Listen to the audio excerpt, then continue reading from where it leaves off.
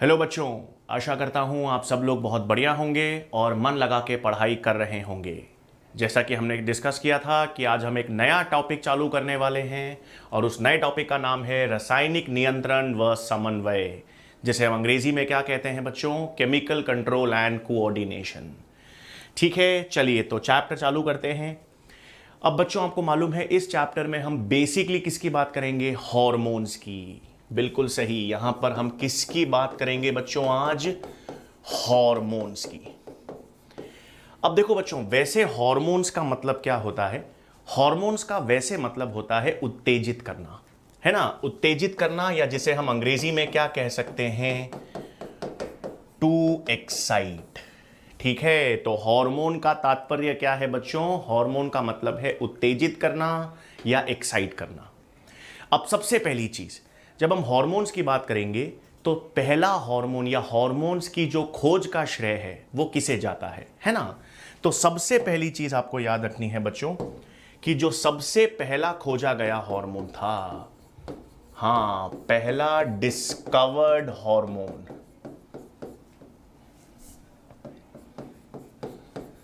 जो पहला discovered hormone था बच्चों, वो कौन सा है? सिक्रीटिन। बिल्कुल सही।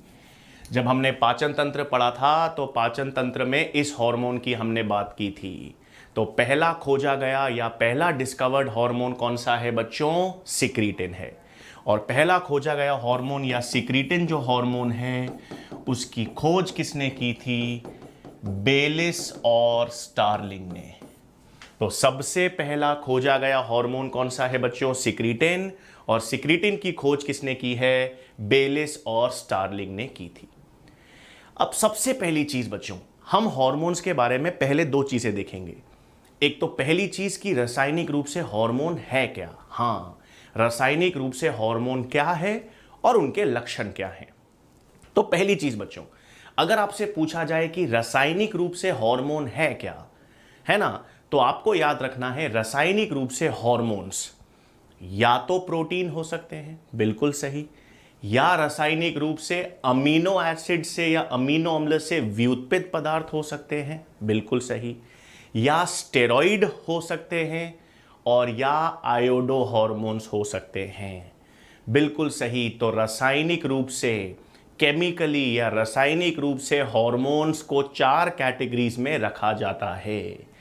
किन कैटेगरीज में बच्चों? आइए, तो सबसे पहली चीज,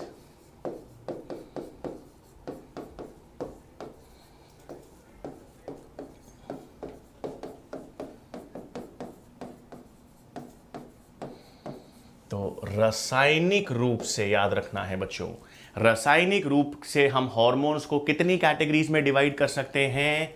चार कैटेगरीज में डिवाइड कर सकते हैं।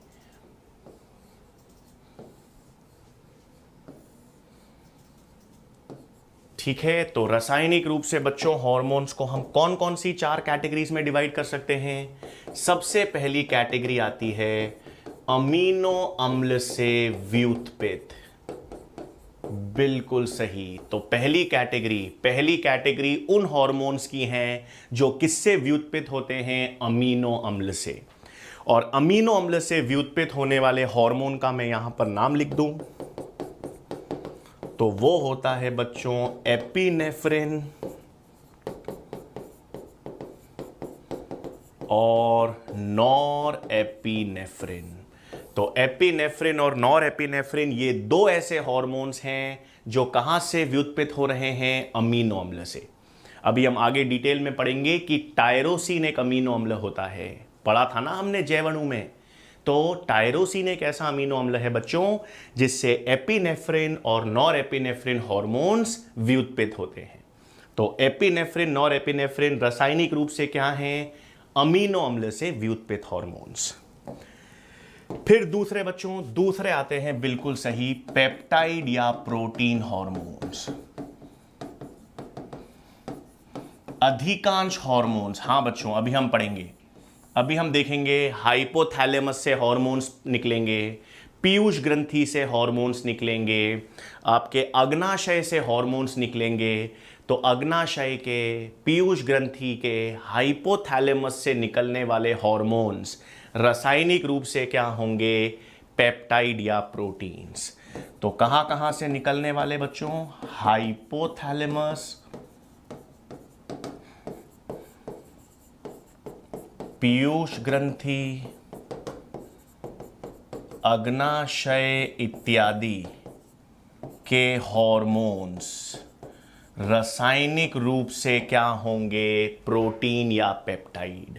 ठीक है, हाइपोथैलेमस, पीयूष ग्रंथि, अग्नाशय, इन सभी अंगों से निकलने वाले हार्मोन्स जो हैं वो पेप्टाइड या प्रोटीन हार्मोन्स के उदाहरण हैं। फिर बच्चों तीसरी कैटेगरी, हाँ तीसरी कैटेगरी होती है स्टेरॉइड हार्मोन्स की। तीसरी कैटेगरी क्या होगी भाई? Steroid hormone. स्टेरॉइड मतलब वसा, बिल्कुल सही। तो स्टेरॉइड हार्मोन्स कौन से होते हैं बच्चों? हमने जनन में जो लैंगिक हार्मोन पढ़े थे, बिल्कुल, कौन कौन से लैंगिक हार्मोन? एस्ट्रोजन, प्रोजेस्टेरॉन, टेस्टोस्टेरॉन और अधिवृक्क ग्रंथि से और अधिवृक्क कॉर्टेक्स के हार्मोन्स। ये सभी हार्मोन्स कैसे होंगे बच्चों? Steroid hormones. तो लैंगिक हार्मोन कौन से हैं? Oestrogen, progesterone, testosterone. और एक अधिवृक्क ग्रंथियों का जो वल्कुट क्षेत्र है, यानी जिसे हम क्या कहते हैं? Adrenal cortex. एड्रीनल कॉर्टेक्स के हार्मोन्स भी रासायनिक रूप से क्या होंगे? स्टेरॉइड। और चौथी और इकलौती आखिरी कैटेगरी बच गई भाई, वो आखिरी कैटेगरी क्या है? Iodo hormones.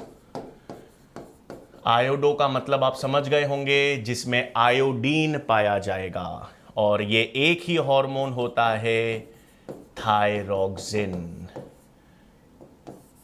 ठीक है बच्चों, तो हमने क्या किया? हम बात कर रहे हैं हार्मोन्स की। अभी हमने हार्मोन्स के बारे में सिर्फ एक ही चीज देखी है, हमने सिर्फ ये देखा है कि ये हार्मोन है क्या। गधे हैं, घोड़े हैं, रासायनिक रूप से ये हार्मोन्स क्या हैं?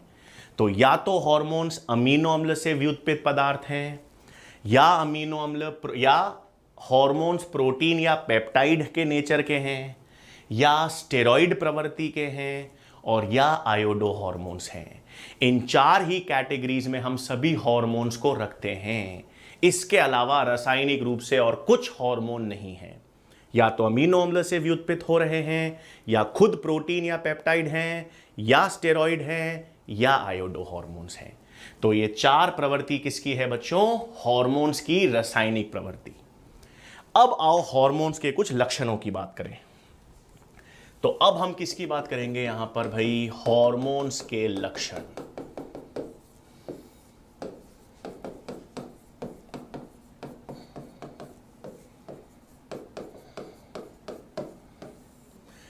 ठीक है बच्चों, अब सुनिए, हमको यह तो मालूम चल गया कि रासायनिक रूप से हार्मोन्स क्या हैं।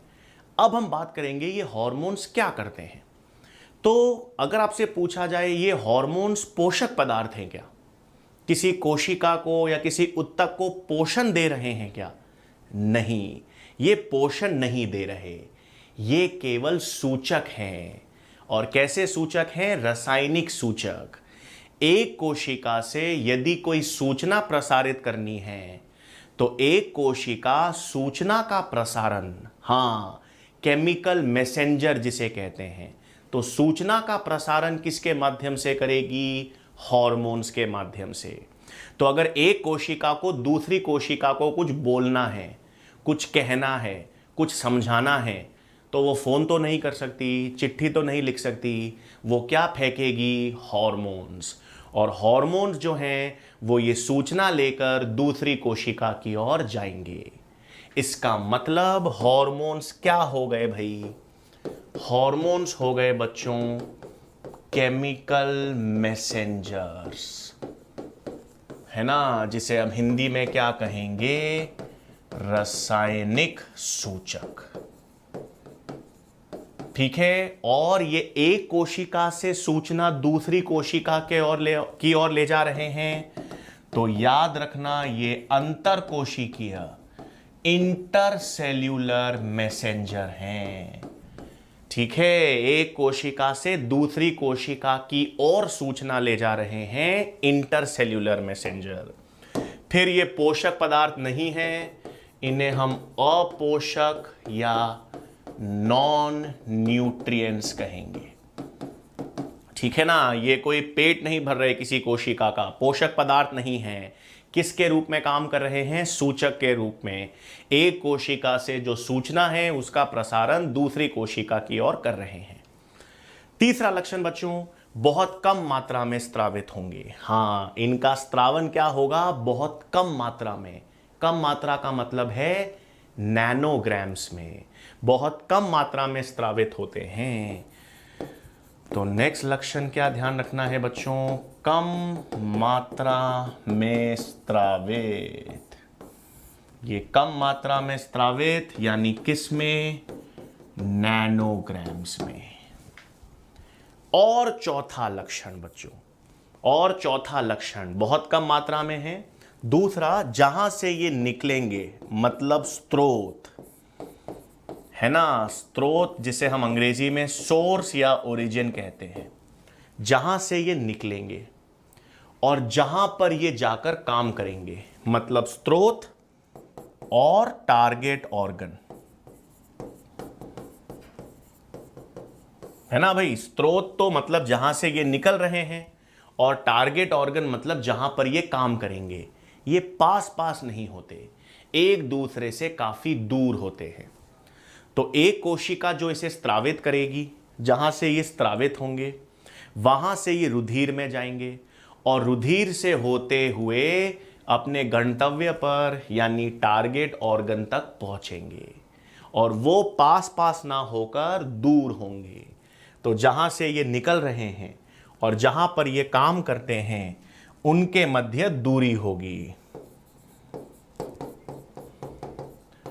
ठीक है, और इसीलिए इनको रुधिर के माध्यम से जाना पड़ेगा। तो क्या क्या बात कर रहे हैं बच्चों? हमने सबसे पहले देखा कि हार्मोन्स रासायनिक रूप से क्या हैं।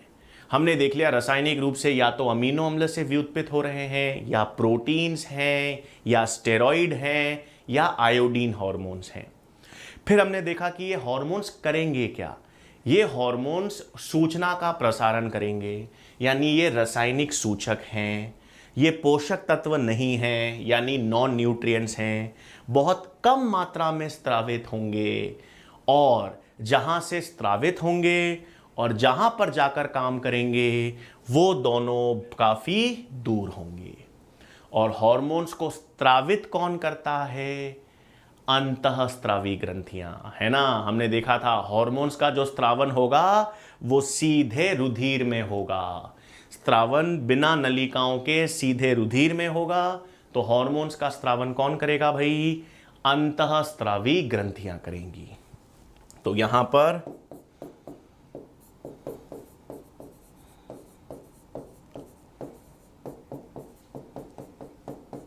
हार्मोन्स का स्त्रावन कौन करेगा भाई?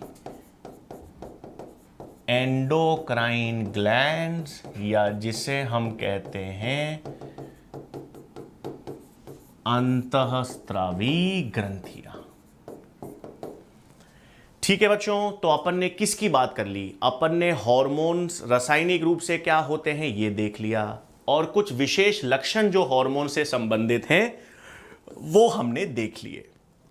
अब हम सबसे पहले ये देखेंगे कि कोई भी हार्मोन, भले ही वो प्रोटीन हो या स्टेरॉइड हो या अमीनो अम्ल से बना हो या आयोडो हार्मोन हो, ये सभी हार्मोन्स काम कैसे करेंगे।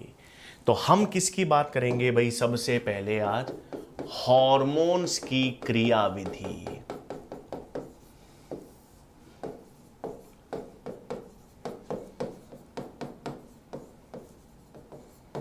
है ना बच्चों, तो आज सबसे पहले हम किसकी बात करेंगे? हार्मोन्स के क्रियाविधि की बात की जाएगी कि हार्मोन्स काम कैसे करते हैं।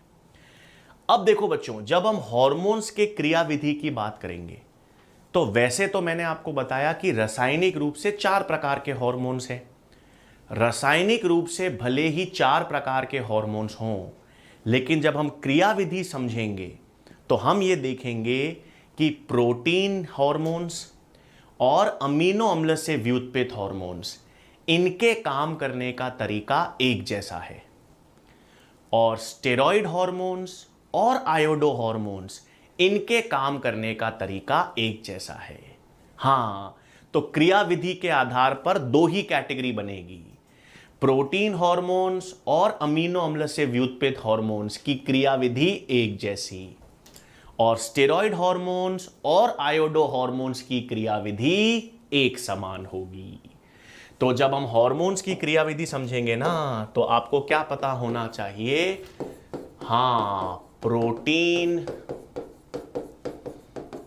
पेप्टाइड एवं अमीनो अम्ल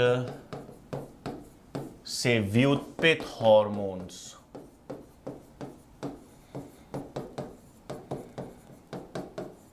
की क्रियाविधि एक समान होगी, है ना भाई। प्रोटीन, पेप्टाइड, अमीनो अम्ल से व्युत्पन्न होने वाले हार्मोन्स की क्रियाविधि एक समान, और स्टेरॉइड एवं आयोडो हार्मोन्स, स्टेरॉइड एवं आयोडो हार्मोन्स की क्रियाविधि एक समान होगी। ठीक है बच्चों, तो प्रोटीन, पेप्टाइड और अमीनो अम्ल, इन सब हार्मोन्स की क्रियाविधि एक समान होगी, और स्टेरॉइड हार्मोन्स और आयोडो हार्मोन्स की क्रियाविधि एक समान होगी। बहुत कॉमन क्वेश्चन बनता है बच्चों नीट में कि ऐसा कौन सा हार्मोन है जिसकी क्रियाविधि स्टेरॉइड हार्मोन जैसी होगी। तो स्टेरॉइड हार्मोन जैसी क्रियाविधि आयोडो हार्मोन की, ये सेम, और प्रोटीन, पेप्टाइड और अमीनो अम्ल से व्युत्पन्न हार्मोन्स की क्रियाविधि सेम। अब कैसे काम करेंगे, कैसी क्रियाविधि होगी, आओ समझते हैं। सबसे पहले बच्चों में किसकी समझाऊंगा आपको क्रियाविधि? प्रोटीन, पेप्टाइड या अमीनो अम्ल से व्युत्पन्न हार्मोन्स की क्रियाविधि समझेंगे। ठीक है, आ जाओ। तो सबसे पहले अपन ने कौन सी कैटेगरी ले ली बच्चों? प्रोटीन, पेप्टाइड या अमीनो अम्ल से व्युत्पन्न हार्मोन्स। ठीक है, इन सब हार्मोन की क्रियाविधि एक समान होगी। ठीक है, कैसे समझते हैं बच्चों, आ जाओ। ये मैंने उदाहरण के तौर पे एक कोशिका ले ली है।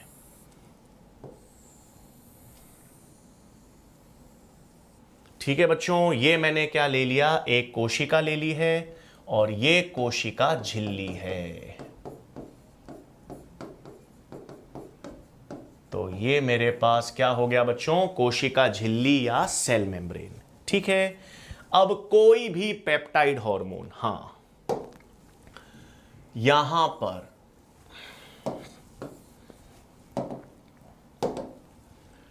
यहां पर ये मैंने क्या ले लिया? एक पेप्टाइड हार्मोन।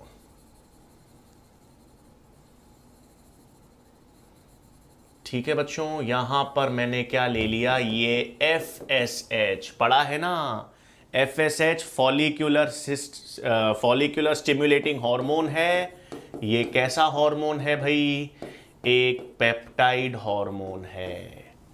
ठीक है, तो ये FSH एक सूचना लेकर आ रहा है। ये क्या सूचना लेकर आता है? FSH ग्राफियन पुट्टिकाओं का निर्माण करता है, पढ़ा था हमने जनन में। ठीक है, अब मैंने कहा ये एक प्रोटीन हार्मोन है, और ये प्रोटीन हार्मोन कोशिका की ओर एक सूचना लेकर आ रहा है। अब प्रोटीन हार्मोन हो, पेप्टाइड हार्मोन हो या अमीनो अम्ल से व्युत्पन्न हार्मोन्स हो, ये सभी हार्मोन्स ध्रुवीय होते हैं। पढ़ा था हमने जैव अणु में, ये सभी हार्मोन्स क्या होते हैं बच्चों? ध्रुवीय यानी पोलर। और ध्रुवीय या पोलर का मतलब है ये जल में घुलनशील होते हैं। ठीक है, तो कोई भी पेप्टाइड हार्मोन हो, प्रोटीन हार्मोन हो या अमीनो अम्ल से व्युत्पन्न हार्मोन हो, वो ध्रुवीय या पोलर हार्मोन होगा। प्लाज्मा झिल्ली या कोशिका झिल्ली होती है वो कैसी होती है? अध्रुवीय। ध्यान है ना, कोशिका झिल्ली या प्लाज्मा झिल्ली कैसी होती है? अध्रुवीय। अध्रुवीय क्यों होती है? क्योंकि उसमें वसा की द्विपरत होती है। कोशिका झिल्ली या प्लाज्मा झिल्ली अध्रुवीय है क्योंकि वो वसा से बनी हुई है। तो झिल्ली अध्रुवीय है और जो प्रोटीन या पेप्टाइड हार्मोन सूचना लेकर आ रहा है वो ध्रुवीय है। इसका मतलब ये हार्मोन कोशिका के भीतर विसरण नहीं कर सकता। क्यों नहीं कर सकता? ये खुद ध्रुवीय हार्मोन है।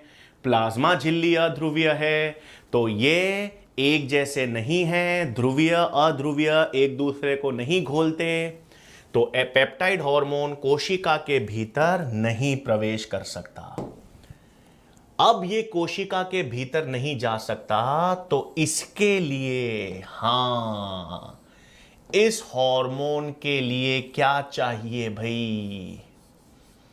इस हार्मोन के लिए झिल्ली पर ग्राही होने चाहिए। इसे हम कहते हैं मेम्ब्रेन बाउंड रिसेप्टर्स।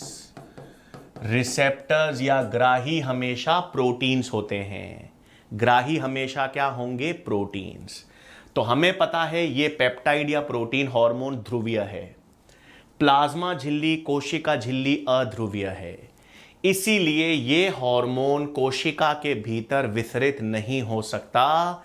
इस कारण इस पेप्टाइड या प्रोटीन हार्मोन्स के लिए क्या चाहिए भाई? झिल्ली पर ग्राही होने चाहिए। झिल्ली पर ग्राही होने चाहिए, जिसे क्या कहते हैं? Membrane bound receptors. तो अब ये हार्मोन किससे जुड़ेगा भाई? इस ग्राही से। झिल्ली पर जो ग्राही उपस्थित हैं उस पर जुड़ जाएगा। ठीक है, अब क्या होगा? अब क्या होगा? मैंने उदाहरण के तौर पे आपसे कहा, बाहर से कोई व्यक्ति है, ठीक है, मेरे क्लासरूम के बाहर एक व्यक्ति है जो कोई सूचना लेकर आ रहा है। अब अगर बाहर से कोई व्यक्ति सूचना लेकर आ रहा है और मैं उसे क्लास के अंदर ना घुसने दूं, ठीक है, वो कक्षा में प्रवेश ना कर सके, तो क्या होगा भाई?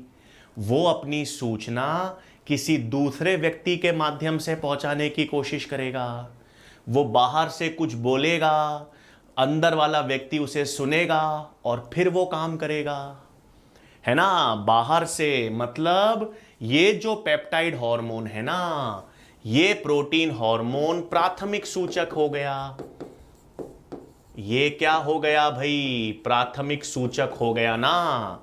ये जो सूचना ला रहा है ये स्वयं कोशिका के भीतर प्रवेश नहीं कर पा रहा, ये तो झिल्ली पर उपस्थित ग्राही से जुड़ गया। अब ये सूचना तो लाया है और ये खुद कोशिका के भीतर नहीं जा पा रहा, तो ये कोशिका के भीतर एक द्वितीयक सूचक का निर्माण करेगा। बिल्कुल सही। किसका निर्माण करेगा भाई? द्वितीयक सूचक का निर्माण करेगा। द्वितीयक सूचक को हम सेकेंडरी मैसेंजर कहते हैं। अब द्वितीयक सूचक का निर्माण प्रोटीन या पेप्टाइड हार्मोन क्यों कर रहा है? क्योंकि वो स्वयं कोशिका के भीतर नहीं आ पाएगा। अब द्वितीयक सूचक हम पढ़ेंगे बच्चों, अलग अलग होंगे, ठीक है। 5 प्रकार के द्वितीयक सूचक होते हैं। हम देखेंगे 5 प्रकार के द्वितीयक सूचक होते हैं जिनका निर्माण ये पेप्टाइड हार्मोन्स कर सकते हैं। तो 5 अलग अलग प्रकार के द्वितीयक सूचक कौन से होते हैं भाई? कैल्शियम होता है, चक्रीय साइक्लिक एएमपी होता है, साइक्लिक जीएमपी होता है, डाई असाइल ग्लिसरॉल और इनोसिटॉल फॉस्फेट। हाँ भाई, ये 5 प्रमुख प्रकार के द्वितीयक सूचक हैं। क्वेश्चन आ जाए कौन द्वितीयक सूचक है कौन नहीं है, तो ये 1 2 3 4 5 प्रकार के द्वितीयक सूचक होते हैं। और ये द्वितीयक सूचक किस में बनेंगे? कोशिका के अंदर। किसके प्रभाव में? कब बनेंगे? पेप्टाइड या प्रोटीन हार्मोन्स के कारण। प्रोटीन या पेप्टाइड हार्मोन एक प्राथमिक सूचक है, वो एक सूचना लेकर कोशिका पर आ रहा है, लेकिन वो ध्रुवीय है, इसलिए वो कोशिका के अंदर प्रवेश नहीं कर पा रहा क्योंकि झिल्ली अध्रुवीय है। इसीलिए वो झिल्ली पर जुड़े हुए ग्राही से जुड़ता है और कोशिका के भीतर एक द्वितीयक सूचक का निर्माण करेगा।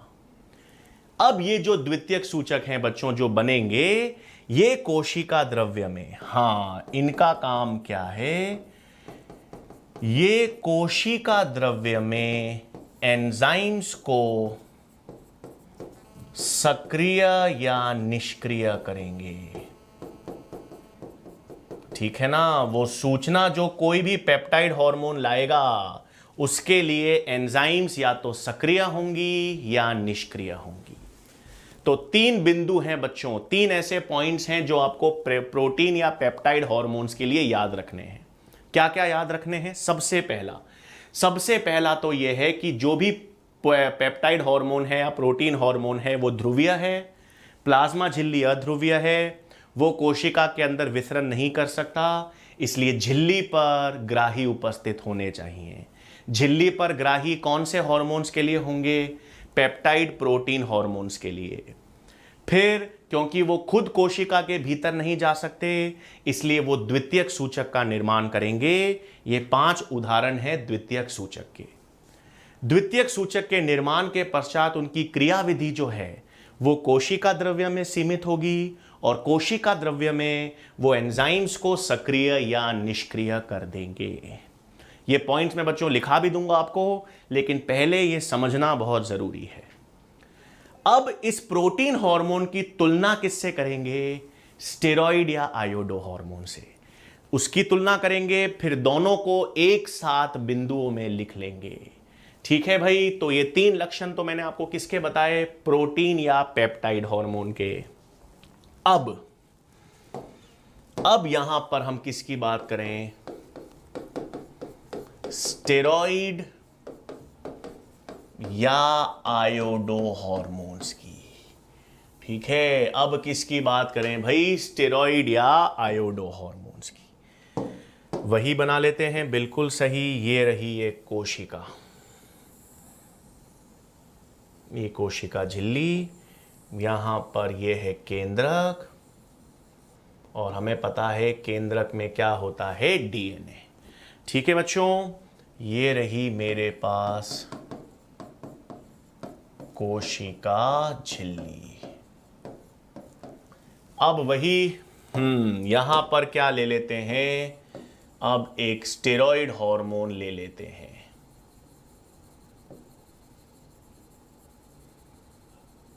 ठीक है बच्चों, क्या ले लिया मैंने? एक स्टेरॉइड हार्मोन। स्टेरॉइड हार्मोन मतलब मैंने एस्ट्रोजन ले लिया।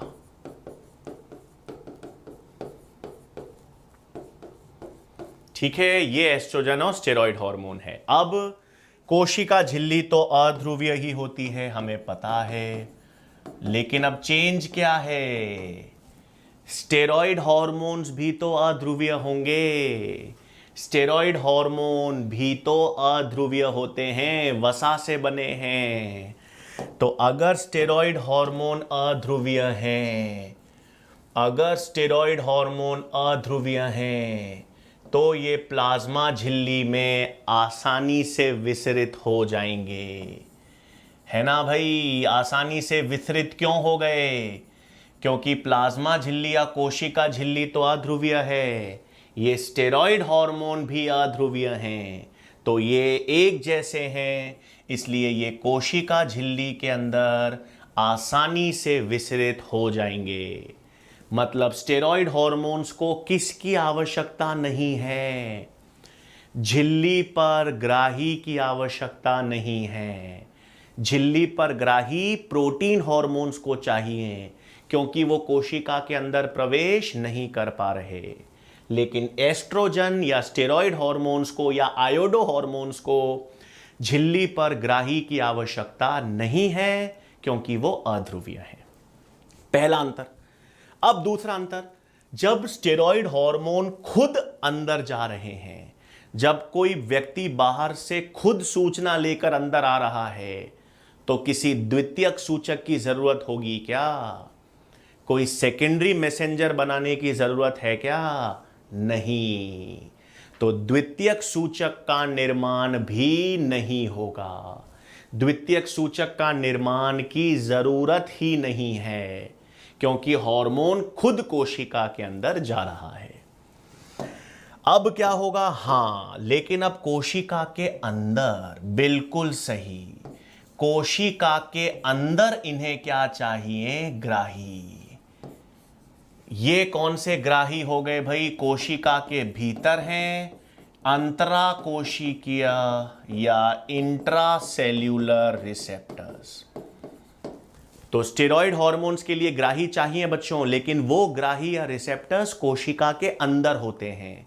कोशिका के अंदर हैं अंतरा कोशिकीय ग्राही या इंट्रासेल्यूलर रिसेप्टर।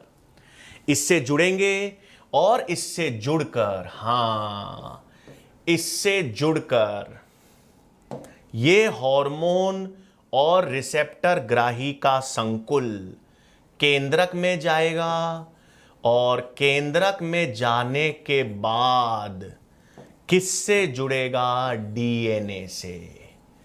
है ना? क्या हुआ भाई? स्टेरॉइड हार्मोन कोशिका के भीतर आ गए, खुद भीतर आ गए। भीतर आने के बाद अंतराकोशिकीय ग्राही से जुड़ेंगे।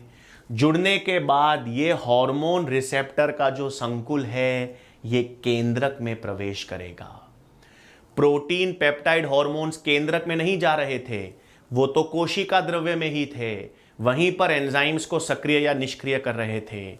लेकिन स्टेरॉइड हार्मोन्स और ग्राही का जो संकुल है वो केंद्रक के भीतर जाएगा। केंद्रक के भीतर डीएनए से जुड़ेगा और डीएनए से जुड़ेगा तो आपको पता है जीन अभिव्यक्ति, एमआरएनए से प्रोटीन का निर्माण जीन अभिव्यक्ति को प्रभावित करेगा। तो अब तीनों अंतर स्पष्ट हो गए ना प्रोटीन और स्टेरॉइड के।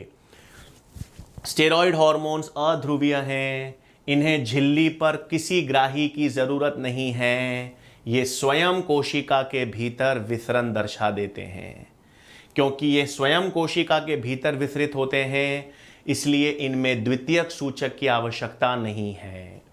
इनके लिए ग्राही कोशिका के भीतर उपस्थित होंगे, जिन ग्राही से ये जुड़ेंगे और ग्राही हार्मोन संकुल केंद्रक में प्रवेश करके डीएनए के साथ जुड़कर जीन अभिव्यक्ति को नियमित करेगा।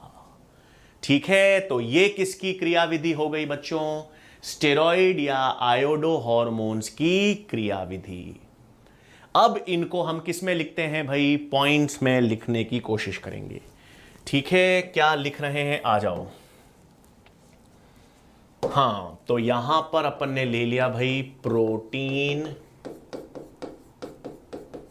पेप्टाइड या अमीनो एसिड से व्युत्पन्न हार्मोन्स,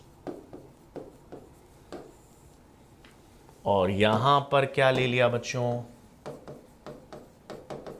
स्टेरॉइड या आयोडो हार्मोन्स। मेरे साथ साथ आप बोलते जाएंगे, क्लियर होता जाएगा। पहला, ये हार्मोन्स क्या होते हैं? यह हार्मोन्स ध्रुवीय हैं, अतः इन्हें झिल्ली पर यानी मेम्ब्रेन बाउंड रिसेप्टर्स की आवश्यकता।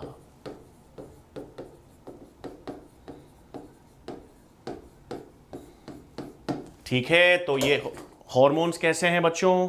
ये जो प्रोटीन या पेप्टाइड हार्मोन्स हैं ये ध्रुवीय हैं और इन्हें किसकी आवश्यकता होगी? झिल्ली पर ग्राही की या मेम्ब्रेन बाउंड रिसेप्टर्स की आवश्यकता होगी। स्टेरॉइड हार्मोन्स क्या होते हैं? यह हार्मोन्स अध्रुवीय हैं। ठीक है, अतः आसानी से आसानी से कोशिका के भीतर विसरित हो जाते हैं। ठीक है ना, हार्मोन्स अध्रुवीय हैं, आसानी से कोशिका के भीतर विसरित हो जाएंगे, यानी इन हार्मोन्स को क्या नहीं चाहिए?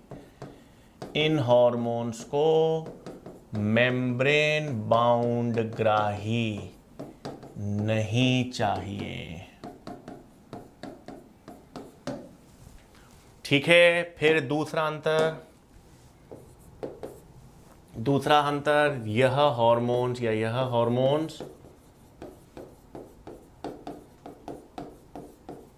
द्वितीयक सूचक यानी सेकेंडरी मैसेंजर्स का निर्माण करते हैं।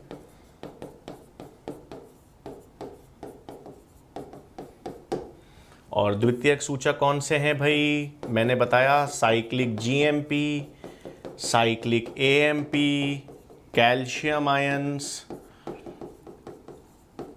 डायअसाइल ग्लिसरॉल जिसे DAG कहते हैं,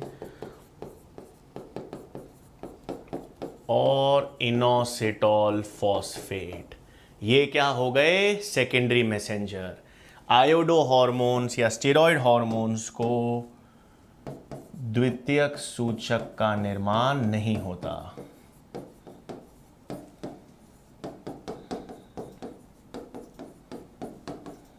द्वितीयक सूचक का निर्माण क्यों नहीं चाहिए इन्हें बच्चों? क्योंकि ये स्वयं कोशिका के भीतर जाते हैं।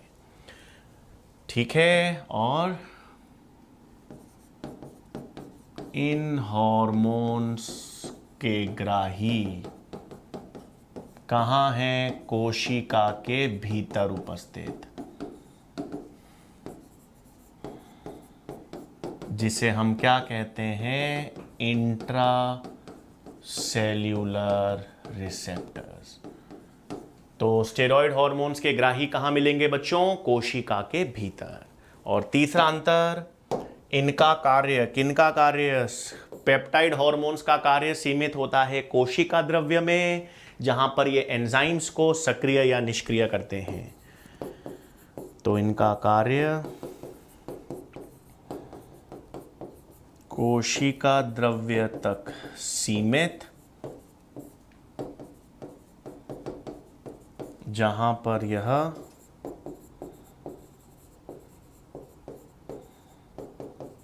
एंजाइम्स का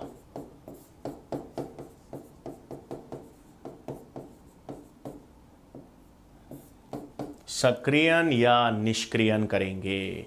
तो पेप्टाइड हार्मोन्स का कार्य कोशिका द्रव्य तक सीमित है, जबकि यहां पर क्या होगा भाई? यहां पर हार्मोन ग्राही संकुल केंद्रक में प्रवेश कर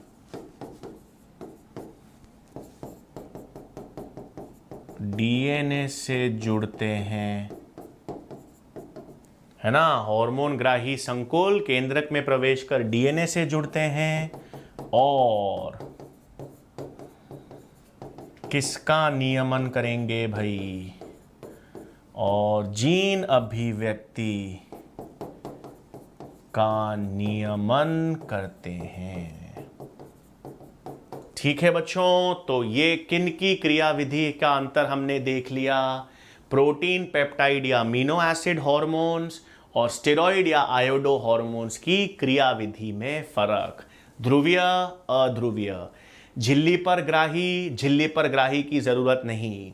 द्वितीयक सूचक का निर्माण करेंगे, द्वितीयक सूचक का निर्माण नहीं होगा और ग्राही कोशिका के भीतर मिलेंगे। वो ग्राही कोशिक और हार्मोन जुड़ेंगे, केंद्रक में जाएंगे, जीन अभिव्यक्ति का नियमन करेंगे, जबकि पेप्टाइड हार्मोन्स का कार्य कोशिका द्रव्य तक ही सीमित रहेगा, जहां पर वो एंजाइम्स को या तो सक्रिय या निष्क्रिय करेंगे। ठीक है भाई, तो ये तो हार्मोन्स की क्रियाविधि में अंतर हमने देख लिया। अब बच्चों, क्रियाविधि के आधार पर अगर मैं आपसे पूछूं इन दोनों हार्मोन्स में से कौन से हार्मोन्स होंगे जो धीमे कार्य करेंगे लेकिन जिनका कार्य लंबे समय तक प्रभावी रहेगा। इनमें से बच्चों वो कौन से हॉर्मोन्स हैं जो कार्य तो धीमे करेंगे लेकिन जिनका कार्य लंबे समय तक प्रभावी रहेगा? तो आंसर स्टेरॉइड या आयोडो हॉर्मोन्स। धीमे क्यों कार्य करेंगे? भाई पेप्टाइड हॉर्मोन्स को तो कोशिका द्रव्य में एंजाइम्स को सक्रिय या निष्क्रिय करना है, ये तो तेजी से कर देंगे फटाफट। लेकिन स्टेरॉइड हॉर्मोन्स को तो केंद्रक में जाना है, केंद्रक में डीएनए से जुड़ना है और डीएनए से जुड़ने के बाद एमआरएनए और प्रोटीन्स पूरी जीन अभिव्यक्ति का नियमन करना है। तो धीमे कौन काम करेंगे? Steroid hormones.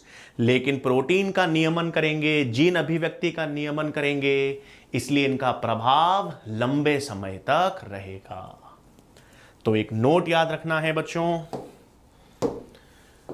क्या नोट याद रखना है? हाँ, स्टेरॉइड हॉर्मोन्स का कार्य धीमा होता है परंतु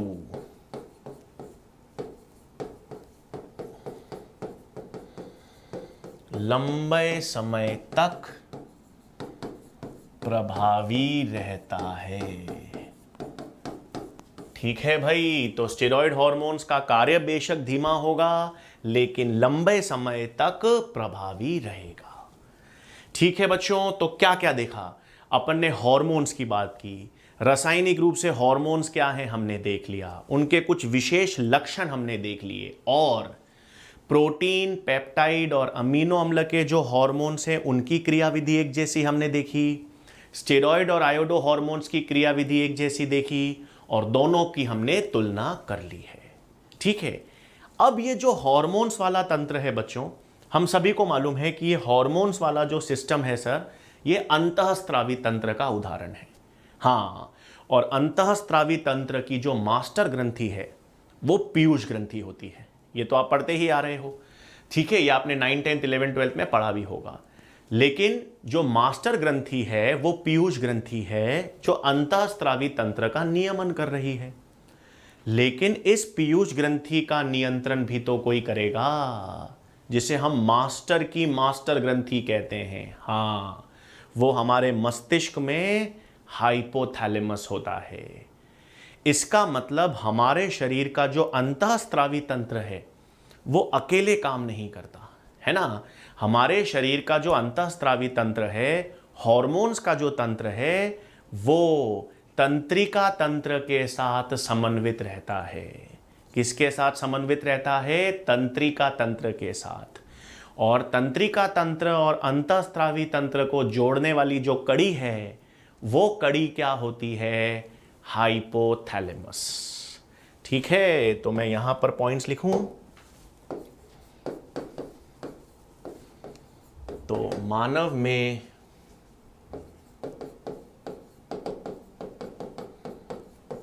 अंतःस्त्रावी तंत्र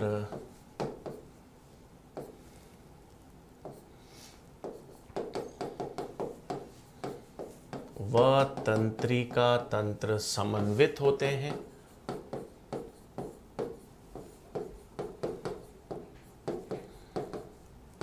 तथा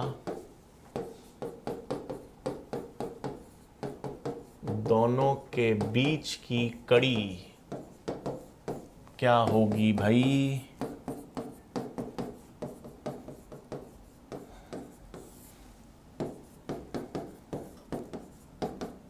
दोनों के बीच की कड़ी क्या होती है? हाइपोथैलेमस। तो मानव में अंतःस्त्रावी तंत्र है, तंत्रिका तंत्र है, दोनों समन्वित रहते हैं और दोनों के बीच की कड़ी क्या होगी? हाइपोथैलेमस। ठीक है, इसका मतलब मास्टर ग्रंथि तो है पीयूष ग्रंथि, लेकिन पीयूष ग्रंथि का नियमन भी कौन करता है? हाइपोथैलेमस करेगा। ठीक है बच्चों, अब एक चार्ट से समझते हैं अपन पहली चीज, या डायग्राम से इनफैक्ट।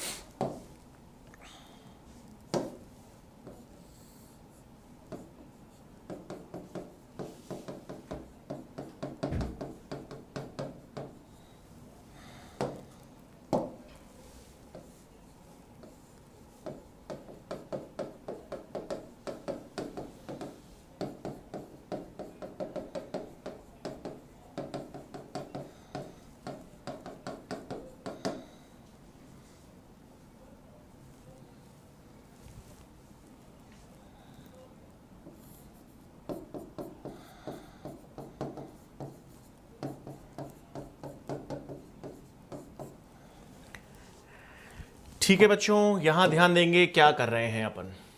मैंने कार्टून का एक तरह का एक कार्टूनिश स्ट्रक्चर बनाया है। क्या बनाया है भाई, ये ऊपर वाला जो हिस्सा है ये हाइपोथैलेमस है। ठीक है, ऊपर वाला हिस्सा क्या है, हाइपोथैलेमस, और नीचे वाला हिस्सा जो है वो पीयूष ग्रंथि है। और आपको मालूम होगा बच्चों, पीयूष ग्रंथि के दो भाग होते हैं। पीयूष ग्रंथि, जो बड़ी पीयूष ग्रंथि आगे की तरफ होती है उसे हम अग्र पीयूष ग्रंथि कहते हैं या एडिनो हाइपोफाइसिस, और जो छोटी पीछे की तरफ पीयूष ग्रंथि होती है उसका भाग वो पश्च पीयूष ग्रंथि जिसे कहते हैं न्यूरो हाइपोफाइसिस, है ना। तो पीयूष ग्रंथि के दो भाग हैं, आगे वाला भाग बड़ा होता है उसे हम अग्र पीयूष ग्रंथि या एडिनो हाइपोफाइसिस कहेंगे, पीछे वाला भाग थोड़ा छोटा होगा जिसे अपन पश्च पीयूष ग्रंथि या न्यूरो हाइपोफाइसिस कहेंगे। ठीक है, और ऊपर की तरफ क्या है, हाइपोथैलेमस, और हाइपोथैलेमस को पीयूष ग्रंथि से कौन जोड़ रहा है, हाइपोथैलेमस को पीयूष ग्रंथि से इनफंडिब्युलम नामक संरचना जोड़ रही है। इनफंडिब्युलम एक तंतु है या एक स्टॉक है जो हाइपोथैलेमस को पीयूष ग्रंथि से जोड़ती है। यहां पे मैं लिख दूं इनफंडिब्युलम,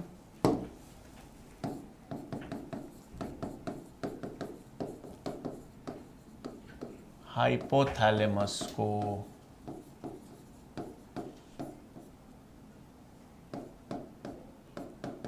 पीयूष ग्रंथि से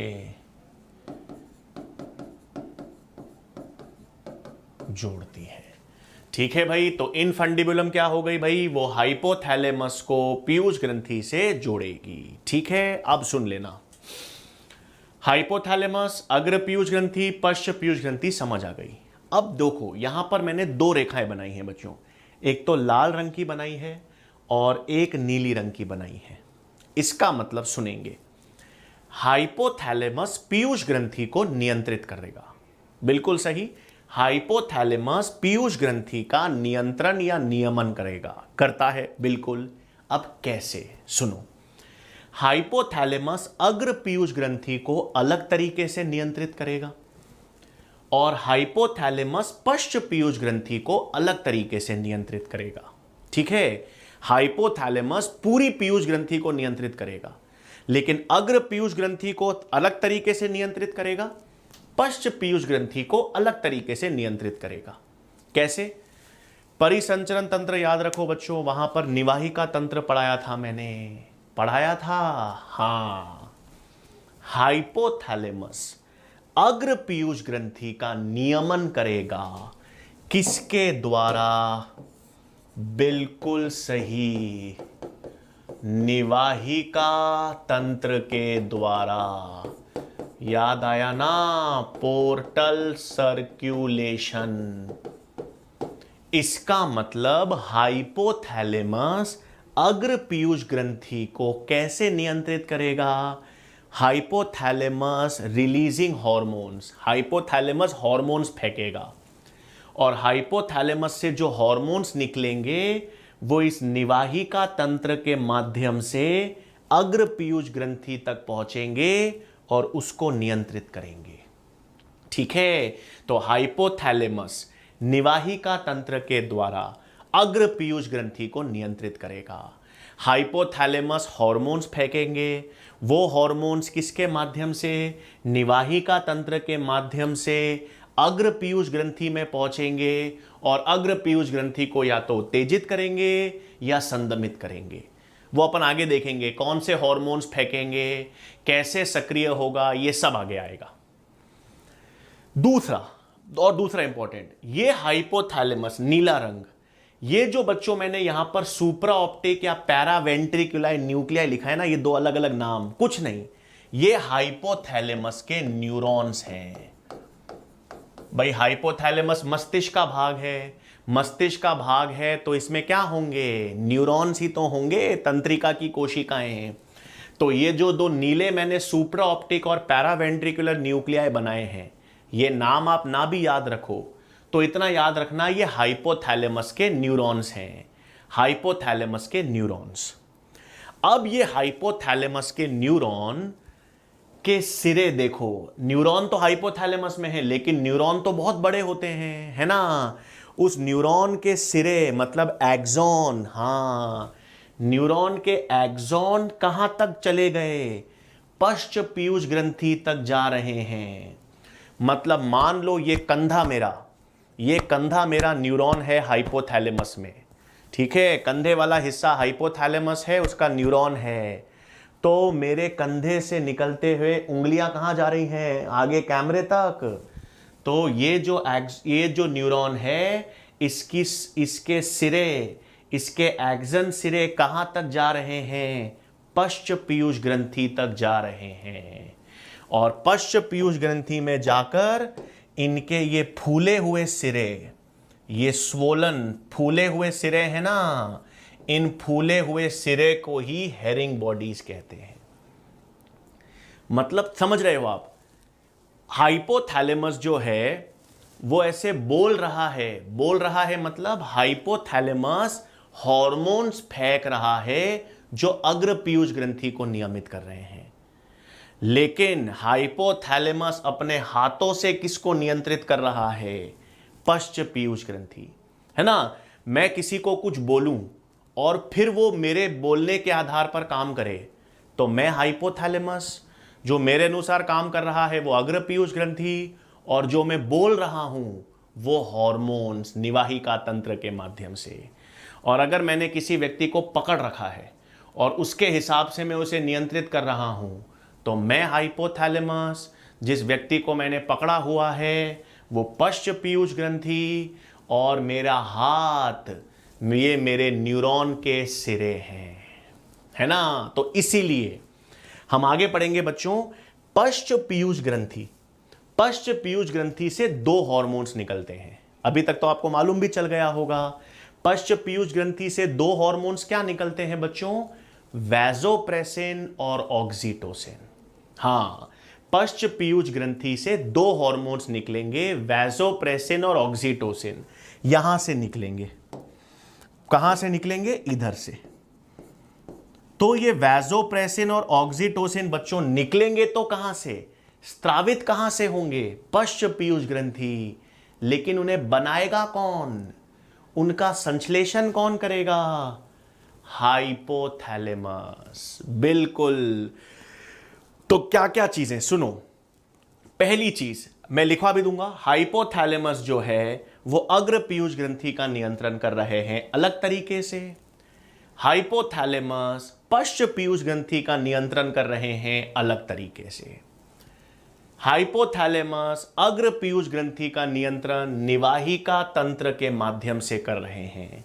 हाइपोथैलेमस यहां से हार्मोन्स फेंकेगा, हाइपोथैलेमस हार्मोन्स फेंकेंगे, वो हार्मोन्स निवाहिका तंत्र से होते हुए अग्र पीयूष ग्रंथि पर आएंगे और उनको या तो उत्तेजित करेंगे या संदमित करेंगे। तो ये तो निवाहिका तंत्र के द्वारा नियंत्रण हुआ।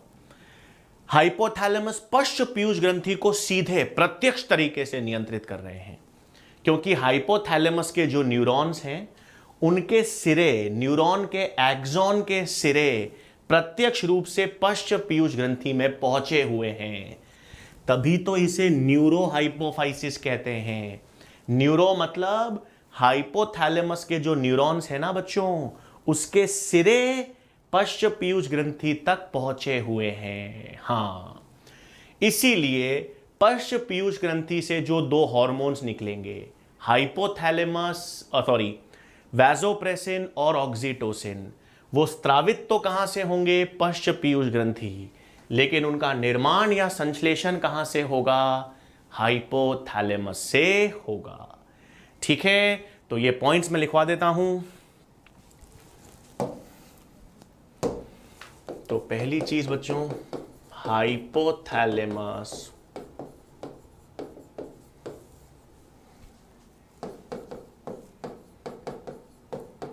निवाहिका तंत्र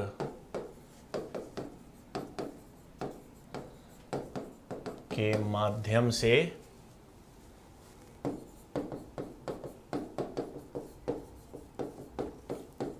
अग्र पीयूष ग्रंथि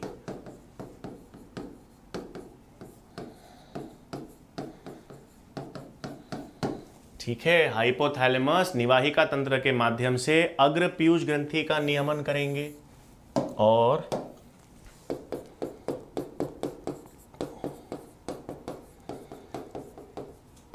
हाइपोथैलेमस के न्यूरॉन्स के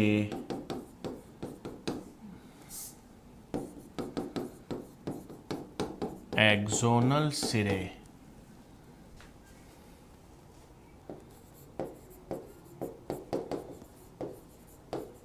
पश्च पीयूष ग्रंथि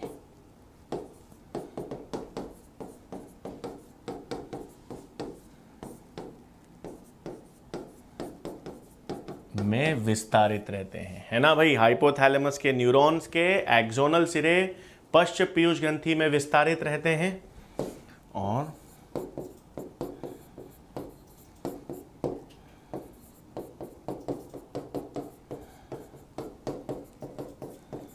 और इन फूले हुए एक्सोनल सिरे को हम क्या कहते हैं?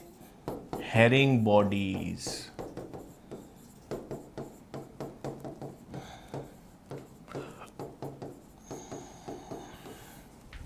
तो इन फूले हुए एक्सोनल सिरे को हम किस नाम से जानते हैं बच्चों? हेरिंग बॉडीज या हेरिंग काय के नाम से जानते हैं। और फाइनली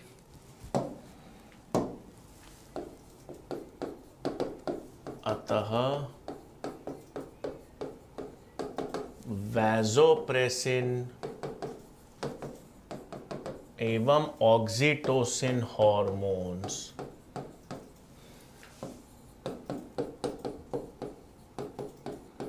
का निर्माण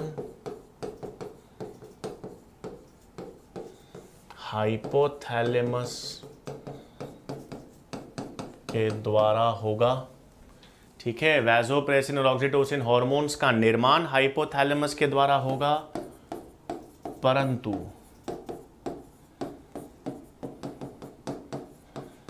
उनका स्त्रावन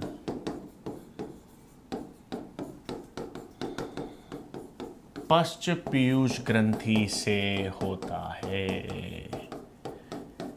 है ना बच्चों। तो वैसोप्रेसिन और ऑक्सीटोसिन हॉर्मोन्स निर्मित कहां से होंगे? उनके निर्माण कौन करेगा?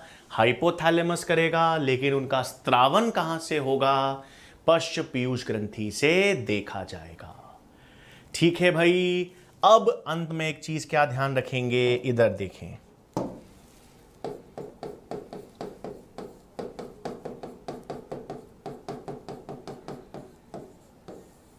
ठीक है भाई, ये हाइपोथैलेमस है।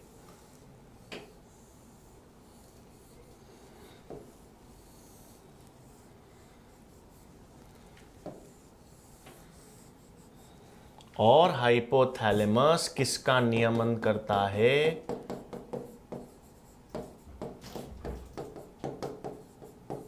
अग्र पीयूष ग्रंथि का। ठीक है ना, ये भी हमने देख लिया। किसका नियमन करेगा? अग्र पीयूष ग्रंथि का। अब किसके द्वारा करेगा ये भी हमें मालूम है, ये निवाहिका तंत्र के द्वारा करेगा। अब सुनो, हाइपोथैलेमस से RH का मतलब बच्चों रिलीजिंग हॉर्मोन्स। हाइपोथैलेमस से क्या निकलेंगे? RH releasing hormones. ये रिलीजिंग हॉर्मोन्स अग्र पीयूष ग्रंथि को उत्तेजित करेंगे। मैंने कहा था ना, निवाहिका तंत्र से हाइपोथैलेमस हॉर्मोन्स फेंकेगा। कौन से हॉर्मोन्स फेंकेगा? रिलीजिंग हॉर्मोन्स, जो अग्र पीयूष ग्रंथि को उत्तेजित करेंगे। इसी प्रकार दूसरे प्रकार के हॉर्मोन्स, इनहिबिटरी हॉर्मोन्स, IH मतलब संदमक हॉर्मोन्स भाई। ये अग्र पीयूष ग्रंथि को संदमित करेगा। ठीक है, हाइपोथैलेमस रिलीजिंग हार्मोन फेंकेगा जो अग्र पीयूष ग्रंथि को उत्तेजित करेगा, बोलेगा काम करो। और IH इनहिबिटरी हॉर्मोन्स हाइपोथैलेमस फेंकेगा जो अग्र पीयूष ग्रंथि को संदमित करेगा। इसका मतलब देखो बच्चों, अग्र पीयूष ग्रंथि से, हाँ हम अग्र पीयूष ग्रंथि पढ़ेंगे तो अपन उसमें देखेंगे वृद्धि hormone ACTH, LH, FSH, TSH, prolactin, ये सब आगे पढ़ेंगे बच्चों। ये वृद्धि हार्मोन है, ये ACTH, LH, FSH, TSH, prolactin, ये सारे हार्मोन्स जो हैं, हाँ हम सब पढ़ेंगे भाई डिटेल में। ये सारे हार्मोन्स अग्र पीयूष ग्रंथि से निकलेंगे। अब ये सारे हार्मोन्स अग्र पीयूष ग्रंथि से कब निकलेंगे, किसके कहने पे निकलेंगे? हाइपोथैलेमस के कहने पे निकलेंगे। मतलब हाइपोथैलेमस ने फेंका GHRH। हाइपोथैलेमस क्या फेंकेगा? GHRH, मतलब ग्रोथ हार्मोन रिलीजिंग हार्मोन। यह हार्मोन जाएगा अग्र पीयूष ग्रंथि को उत्तेजित करेगा कि GH फेंको। ठीक है, हाइपोथैलेमस ने फेंका ACTHRH, तो हाइपोथैलेमस ACTHRH फेंकेगा, अग्र पीयूष ग्रंथि को उत्तेजित करेगा कि ACTH फेंको। इसी प्रकार TSHRH, हां हर हार्मोन के आगे, जिसके आगे RH लगा है ना, वो हाइपोथैलेमस से निकलेगा। जिस भी हार्मोन के आगे RH लिखा हुआ हो, जिस हार्मोन के आगे भी RH लिखा हुआ हो, वो हाइपोथैलेमस से निकलेगा। और ये TSHRH TSH को उत्तेजित करेगा निकलने के लिए। इसी प्रकार प्रोलैक्टिन, हां सबके आगे RH, जिस भी हार्मोन के आगे, हर हार्मोन जो RH वाला है, LH FSH को हम गोनाडोट्रोपिन्स कहते हैं, GnRH, हां जिन भी हार्मोन्स के आगे ये RH निकलेगा ना, ये सब RH वाले हार्मोन्स हाइपोथैलेमस से निकलेंगे और ये अलग अलग अग्र पीयूष ग्रंथि के हार्मोन्स को उत्तेजित करेंगे। ठीक है, तो हाइपोथैलेमस से क्या निकल रहे हैं? Releasing hormones. अच्छा याद रखना एक और, हाइपोथैलेमस के सारे हार्मोन्स कैसे होते हैं? सभी पेप्टाइड या प्रोटीन हार्मोन्स हैं, बता रखा है। हाइपोथैलेमस के सभी हार्मोन्स प्रोटीन और पेप्टाइड हार्मोन्स, अग्र पीयूष ग्रंथि के भी सभी हार्मोन्स, ये सभी पेप्टाइड या प्रोटीन हार्मोन्स हैं। तो अग्र पीयूष ग्रंथि, हाइपोथैलेमस, इन सभी से निकलने वाले ये सारे के सारे हार्मोन्स क्या हैं? पेप्टाइड या प्रोटीन हार्मोन्स होंगे। तो हाइपोथैलेमस को अगर अग्र पीयूष ग्रंथि को उत्तेजित करना है, सक्रिय करना है, तो RH हार्मोन्स, अगर संदमित करना है तो IH हार्मोन।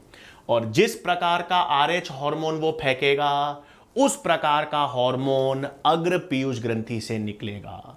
मतलब ACTH चाहिए तो हाइपोथैलेमस ACTHRH फेंकेगा, TSH चाहिए अग्र पीयूष ग्रंथि से तो TSHRH फेंकेगा।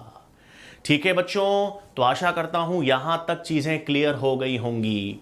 आज हमने सिर्फ ये देखा है कि हार्मोन्स रासायनिक रूप से क्या हैं, है ना। सबसे पहले क्या देखा बच्चों अपन ने कि हार्मोन्स जो हैं वो रासायनिक रूप से प्रोटीन है, स्टेरॉइड है, अमीनो अम्ल है, आयोडो हार्मोन्स हैं।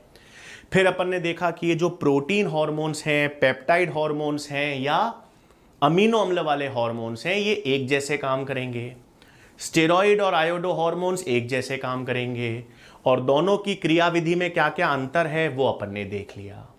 फिर अपन ने देखा कि ये पीयूष ग्रंथि का नियमन हाइपोथैलेमस करेगा, पीयूष ग्रंथि का नियमन हाइपोथैलेमस करेगा, अग्र पीयूष ग्रंथि का भी करेगा, पश्च पीयूष ग्रंथि का भी करेगा, तरीका अलग अलग होगा।